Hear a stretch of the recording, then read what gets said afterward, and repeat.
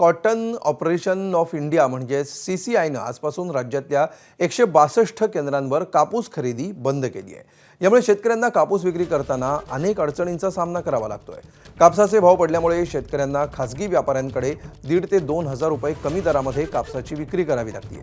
अशा परिस्थितीत केंद्र बंद झालं तर व्यापाऱ्यांकडून शेतकऱ्यांची आर्थिक लूट होण्याचा धोका आहे। त्यामुळे कापूस खरेदी केंद्र सुरू ठेवावीत अशी मागणी शेतकऱ्यांनी केली आहे।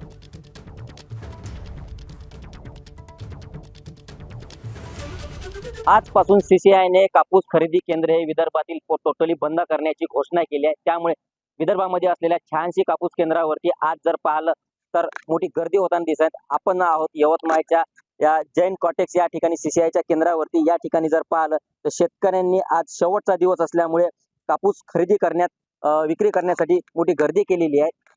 CCIने जे स्लॉट बुकिंग केले होते शेतकऱ्यांनी आणि त्यानुसारच आता खरेदी शेतकरी हे विक्रीसाठी इथं आणताना आपल्याला दिसत आहेत। यानंतरच्या कापूसचे कुठलेही स्लॉट आता देण्यात येणार नाही, त्यामुळे शेतकऱ्यांची चांगली कापूस कोंडी होताना या ठिकाणी दिसत आहे। जवळपास जर पाहिलं तर विदर्भामध्ये कापूस उत्पादक जिल्हे मोठ्या प्रमाणात आहेत, मात्र आता त्यांना जो कापूस जो आहे तो आता व्यापाऱ्यांना कमी दरात विकण्याची वेळ आलेली आहे। किमान हमी दर मिळेल यासाठी शेतकरी जे आहेत ते CCIकडे कापूस खरेदी करताना दिसत होते।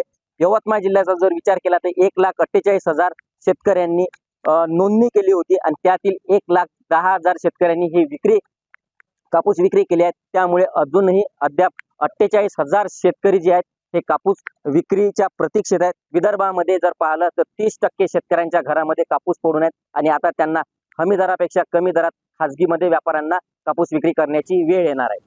निलेश फाळके, ABP माझा, यवतमाळ।